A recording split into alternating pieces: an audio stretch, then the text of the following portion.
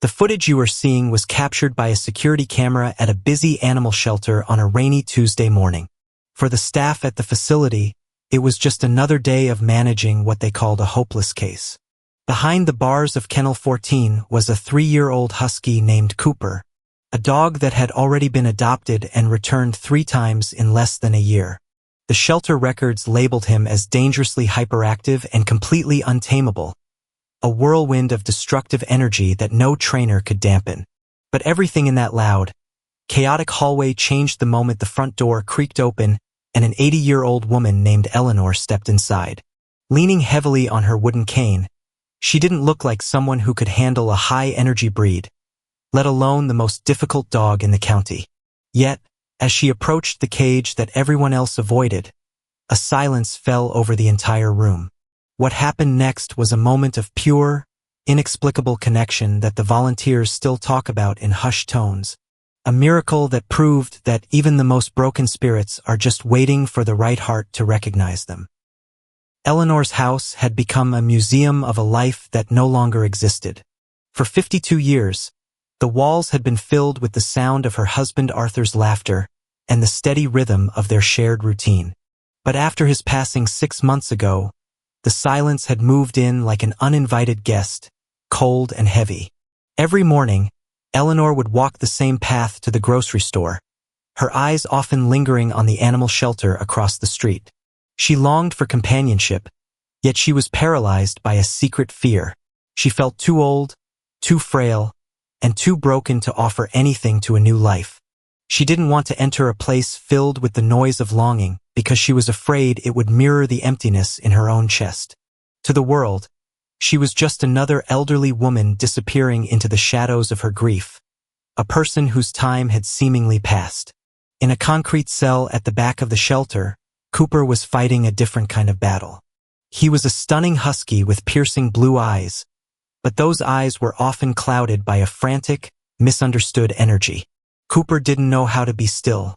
To him, the world was too small and too quiet, and he reacted by lashing out in a whirlwind of barks and jumped fences. 3 different families had tried to take him home, and all 3 had brought him back within 48 hours, citing his uncontrollable nature. The shelter staff cared for him, but they had begun to lose hope, whispering about final options for a dog that simply didn't fit into a civilized world. Cooper wasn't bad. He was just drowning in a sea of energy that no one had the patience to navigate. He was the unadoptable dog, and Eleanor was the forgotten widow, 2 souls marked by a world that had no place for their specific brand of pain. It happened on a Friday morning, the kind of day where the air feels thin and expectant. Eleanor finally pushed through the heavy glass doors of the shelter. As she made her way down the corridor, the noise was deafening. A chorus of barks, whines, and claws scratching against metal. But as she approached Kennel 14, the volunteers froze. One young man stepped forward, his hand hovering near his radio. "Ma'am, please stay back," he warned. "Cooper is having a rough morning. He's erratic." But Eleanor didn't stop. She looked at the blue-eyed whirlwind behind the bars, and for a moment, she didn't see a problem dog. She saw a reflection of her own internal chaos. She reached out and gripped the bars with one hand, leaning heavily on her cane with the other. What happened next defied every training manual in the building. Cooper, who usually spent his days jumping against the fence until his paws bled, suddenly went still. The frantic barking stopped. He tilted his head, watching the rhythmic clack-clack-clack of Eleanor's wooden cane against the concrete. The volunteer opened the gate, his breath held in his chest, ready to intervene. Cooper didn't bolt. He didn't jump. Instead, he stepped out with a strange, deliberate grace. He walked to Eleanor's side and did something that left the staff in tears. He synchronized his pace to hers.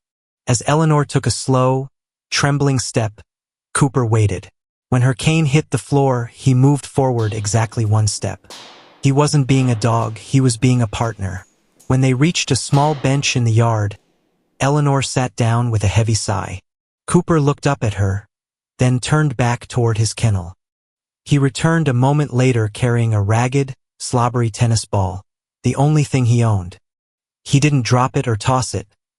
He placed it gently, almost reverently, right on top of Eleanor's orthopedic shoe. In that simple, quiet gesture, he wasn't just giving her a toy, he was giving her his trust. He was saying, "I'll be still if you'll stay." The shelter manager recorded the entire interaction from the office window, and when the video was shared online, it became a beacon of hope for thousands. People were mesmerized by the untamable Husky, who had found his anchor in a woman who could barely walk. But the real miracle wasn't the fame. It was the transformation that happened inside the small house on the corner of Elm Street. Cooper was officially adopted that weekend. The uncontrollable dog became the most devoted guardian the neighborhood had ever seen. He learned to sense Eleanor's fatigue before she did, resting his chin on her knee when she needed to sit. The destructive energy that had plagued him for years vanished, replaced by a calm, watchful intelligence. Eleanor, too, began to change. The museum of her past husband Arthur started to feel like a home again. The heavy silence was replaced by the soft patting of paws on hardwood and the jingle of a collar. She began walking further each day, her cane in one hand and Cooper's leash in the other. Her neighbors noticed the light returning to her eyes. She wasn't just the widow anymore. She was the woman with the beautiful, loyal Husky. One soul was saved from the brink of being put down. Another was rescued from the brink of giving up. Together, they proved that no life is ever truly lost. It's just waiting for a reason to find its way back. We live in a world that is often too quick to categorize and too eager to dismiss. We have a tendency to label the things we cannot immediately control as untamable, difficult, or broken. We look at a whirlwind of energy or a fortress of silence and we turn away, failing to realize that some souls aren't wild. They are simply drowning in a world that hasn't found their frequency yet. They aren't looking to be fixed. They are simply waiting for a rhythm that matches the one beating inside their own chest. In the chaotic, echoing hallways of that animal shelter, Eleanor didn't see a problem dog that was too much for an 80-year-old woman to handle. Through the lens of her own grief, she saw a companion who was just as untethered and lonely as she was. And Cooper?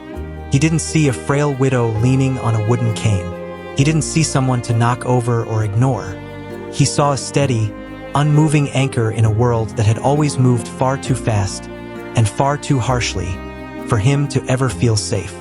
Their story serves as a profound reminder that no spirit is truly beyond help.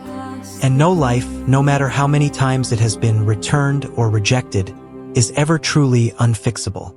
We often spend our lives trying to hide our flaws, but sometimes the very traits that make us feel like outcasts, our restless energy, our visible scars or our heavy silences, are the exact, jagged pieces that fit perfectly into the empty space of someone else's heart.